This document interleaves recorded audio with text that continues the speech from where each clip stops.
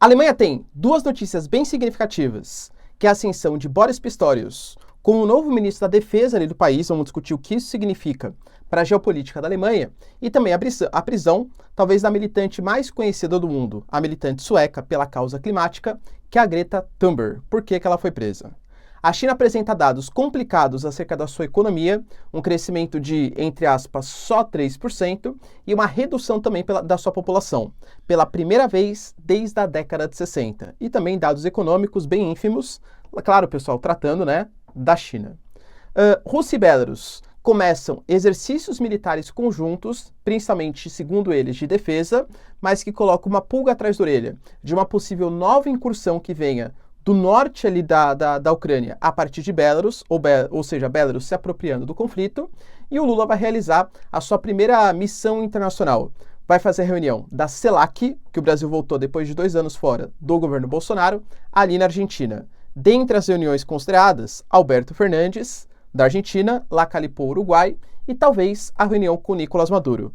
Dentro da proposta do Maduro, que falou anteontem, né, alguns dias aí atrás, que a América Latina estava se unindo numa nova ordem geopolítica, inclusive já tinha conversado com Colômbia, com a Argentina, inclusive com o Brasil, e que China e Rússia seriam irmãos mais velhos. Será que a CELAC ela vai cimentar essa posição brasileira de subordinado aos interesses russos e chineses?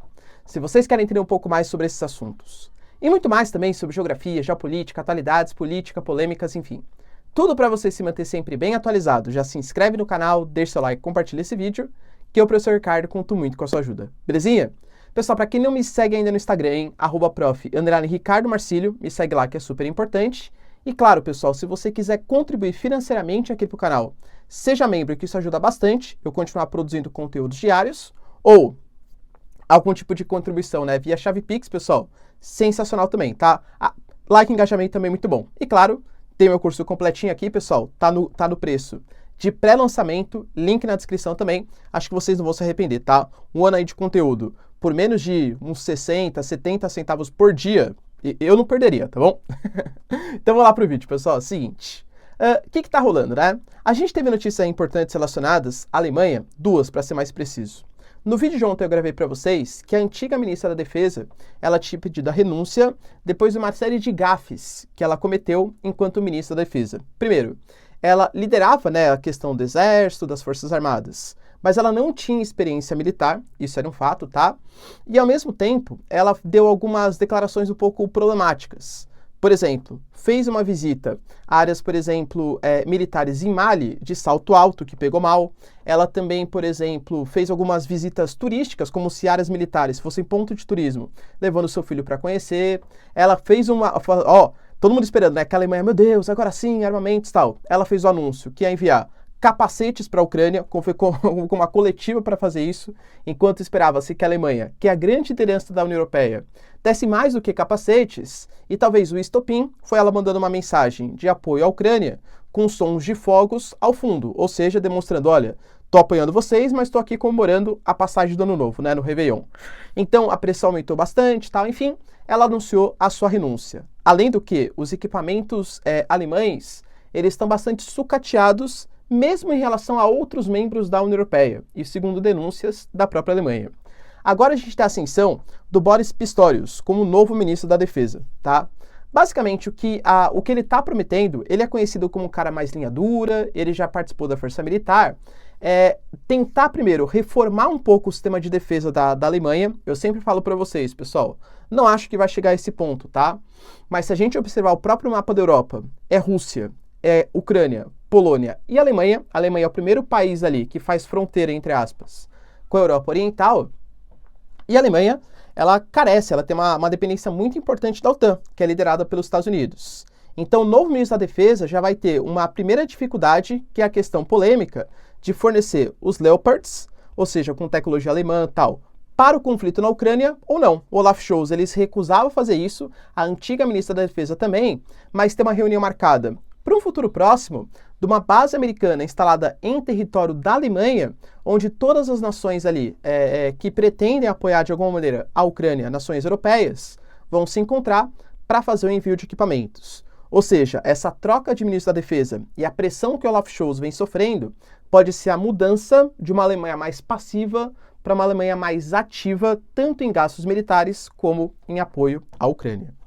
E a notícia também, galera, que me pegou de surpresa, a Greta Thunberg, que talvez vocês conheçam, né, uma garota que ela ficou muito famosa, né, com a frase How dare you? Ela olhando ali, né, como vocês ousam destruir o meu futuro, com os impactos ambientais e tal. Ganhou uma outra proporção, ela começou a ser uma militante, talvez das mais conhecidas pelas causas ambientais. Tem gente que critica muito ela, fala que ela é financiada por grandes burocratas internacionais, que não sabe muito bem o que está falando. E tem gente que gosta muito dela, alegando que ela defende pautas super importantes, como a questão do combate ao aquecimento global, enfim, né? Fato é, galera, que a Alemanha, como ela tinha uma dependência muito grande de gás natural, de combustíveis fósseis da Rússia, ela está mudando a sua matriz energética e, claro, o ideal seriam fontes limpas e verdes de energia, fontes renováveis. Mas, na prática, a Alemanha precisa de energia agora. E a Alemanha está revivendo ali minas de carvão para conseguir tirar um pouco do seu sustento energético. Só que algumas minas que estavam abandonadas estão começando ali a serem exploradas novamente. Em uma dessas áreas, próximo de uma cidade, o governo anunciou que ia desalojar as pessoas para expandir as minas de carvão. A Greta Thunberg não concordou, porque o carvão dos combustíveis fósseis ele é o mais poluente, e começou a se mobilizar para impedir que a exploração acontecesse. A polícia pegou, retirou ela de lá, e aí ela tá, claro, né, pessoal? Ela foi carregada pela polícia, tá? A imagem começou a circular o mundo, e talvez, eu não acho que ela vai ficar presa durante tanto tempo assim na Alemanha, claro, e talvez para o objetivo dela, que era conscientizar, ou pelo menos pressionar o governo da Alemanha a não produzir tanto carvão mineral assim, é fato que a prisão da Greta Thunberg, eu estou conversando aqui com vocês, ela chama a atenção no mundo. A China anunciou 2 dados preocupantes. Primeiro dado, que é um crescimento de 3%. E aí você vê a diferença de países, né? Cara, o Brasil crescer 3%, a gente é sensacional, né? O Brasil nem teria, por exemplo, energia suficiente se a gente quisesse crescer 4, 5, 6%. Um dos vários gargalos econômicos que o Brasil tem é a questão energética. Mas a China crescer 3%, isso é muito problemático. Não só para a China, como para o mundo e para o Brasil também. E já vou citar para vocês o porquê, tá? A China alega que esse crescimento econômico abaixo da meta estabelecida, a China tem uma meta de um mínimo de crescimento de 5,5%, tem a ver com os bloqueios. A China passou a maior parte do ano passado adotando a política do Covid-0, ou seja, um caso de Covid, fechava a indústria, fechava a cidade, fechava um bairro e tal. Óbvio, pessoal, que isso paralisa a economia, mas a gente também pode levar em consideração que o mundo, ele atravessou uma crise. O mundo, ele atravessou um crescimento econômico menor por conta da guerra da Rússia e Ucrânia, aumento do preço da energia, queda de consumo associada à inflação. Então, as pessoas, os países perderam poder de consumo. A China é a indústria mundial. Se o mundo está em recessão, talvez não uma recessão técnica, mas consumindo menos, é natural que a indústria mundial, que a China, também sinta isso, tá? Então, 3% foi preocupante, né? Liga um sinal de alerta, mas, assim, é um processo que dá para reverter. O problema é que alguns analistas indicam que isso pode até ser um pouco mais profundo. Tem a ver com, por exemplo, uma crise previdenciária chinesa, que eu vou citar para vocês daqui a pouquinho, a questão, por exemplo, das bolhas imobiliárias chinesas, das cidades fantasmas, dos protestos que vêm acontecendo, talvez de movimentos separatistas, dos uigures, dos tibetanos, de Taiwan, por exemplo, que não é um movimento separatista, é uma coisa mais complexa, mas não vou citar aqui no vídeo, Hong Kong também. Então existem vários movimentos, a coisa pode ser um pouco mais complexa, inclusive o Xi Jinping, reeleito, né, ele vai ter que lidar com essas questões para recuperar o crescimento econômico chinês da década de 90. E outro dado preocupante foi a queda da população, né? A China não tinha uma queda populacional desde a década de 60. A população da China caiu 850 mil pessoas, segundo estimativas, em um único ano. Isso é problemático por quê? Porque vem caindo principalmente a população jovem e adulta, que é a mão de obra mais ativa e tal. E o que vem aumentando na China? A população idosa, que geralmente, economicamente falando pelo menos, representa mais gastos com previdência e gastos com saúde. Então a China vem perdendo população ativa e vem ganhando população que o IBGE considera, tá? Eu sei que é meio pejorativo, mas população, entre aspas, inativa. A China vem tentando mudar isso, né? Cancelou a política do filho único, por exemplo, em 2016 e permitiu em 2021 que tivesse até 3 filhos por casal. Só que mesmo assim a população não voltou a ter filho, porque hoje a falta de filhos, né, o menor número de filhos da China, não tem a ver necessariamente com uma política de Estado. Já teve no passado, né? Hoje não. Hoje a China é um país muito mais urbanizado, industrializado. Então, culturalmente, a China, um cidadão chinês, tem maior poder de consumo, maior paridade do poder de compra que um brasileiro, percebe? Então, culturalmente, urbanisticamente falando, é natural que a população ela vá caindo. Isso pode representar problemas econômicos para a China no futuro próximo, ok? Outra notícia importante está relacionada a exercícios militares. Rússia e Belarus já tinham anunciado o que iam fazer, mas começaram a fazer na segunda-feira. Exercícios militares, principalmente aéreos. Lembrando que Belarus e Rússia são dois grandes aliados, o Lukashenko e o Putin, e o Lukashenko a todo momento considera que existe sim risco da Ucrânia fazer algum tipo de ataque ou da Polônia fazer algum tipo de ataque pelo Lukashenko ser um grande aliado do governo Putin. Então, por exemplo, os dois assinaram um tratado de defesa em meados de novembro do ano passado. Agora, esses exercícios militares que só vão acabar no dia 1º de fevereiro podem dar um indício, inclusive o próprio Zelensky falou que o serviço de inteligência ucraniano alega que um grande ataque vai acontecer no início de 2023, pode ser uma coalizão entre duas áreas militares, entre dois exércitos, para a invasão da Ucrânia, também pela região norte, também por Belarus. Belarus diz que é mentira, são exercícios exclusivamente de defesa, mas claro, pessoal, na geopolítica, né? Cada um fala o que bem entender e as consequências a gente acaba vendo só depois. O que você acha, Belarus? Vai lutar do lado dos ucranianos nesse momento? Ah, lembrando, até esqueci de comentar, tá? Por que a crise chinesa ela é problemática pro Brasil, inclusive? Porque o Brasil é um grande exportador de commodities, né? Ferro, soja, petróleo, e principalmente a soja e o ferro são exportados principalmente para a China. Se a China desacelerar a economia, é natural que a gente venda menos para os chineses e isso afete a nossa balança comercial. Então, claro, pessoal, economicamente falando, a gente tem que torcer para a China crescer 10, 12, 15% ao ano, porque isso vai ser excelente para as exportações brasileiras, enquanto a gente continuar dependendo quase que exclusivamente de commodities, pelo menos para os chineses.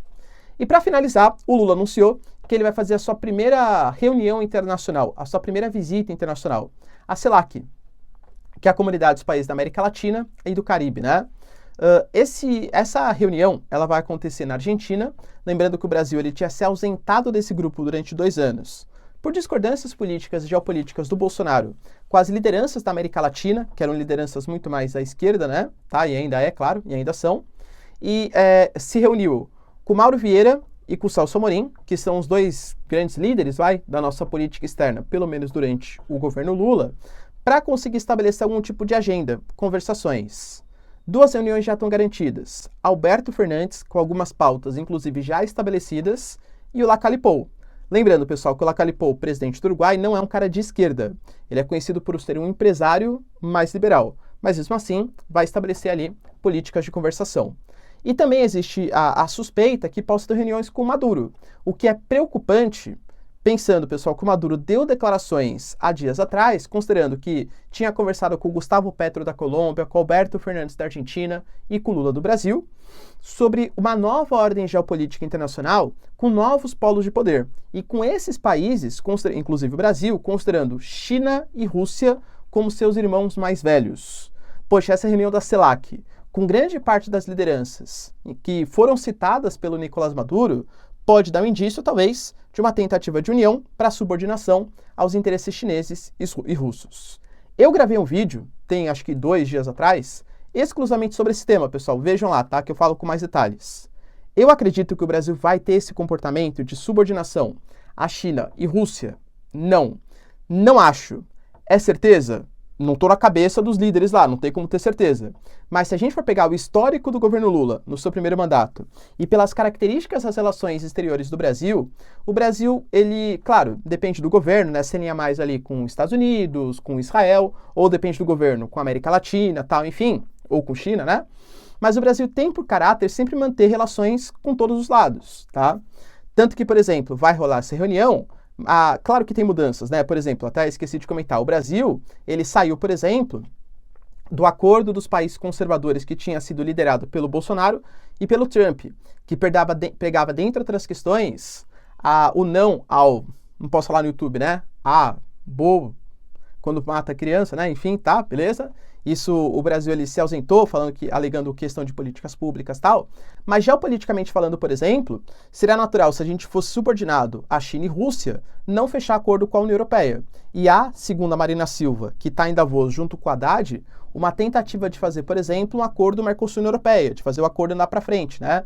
Finalmente fechar esse acordo.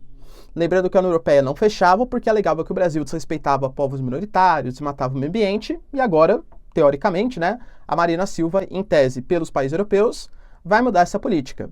Lembrando que a Marina Silva, inclusive, cobrou os países desenvolvidos, alegando que ainda está faltando cerca de 100 bilhões de dólares para eles fazerem financiamento para o Brasil em respeito aos acordos de Paris.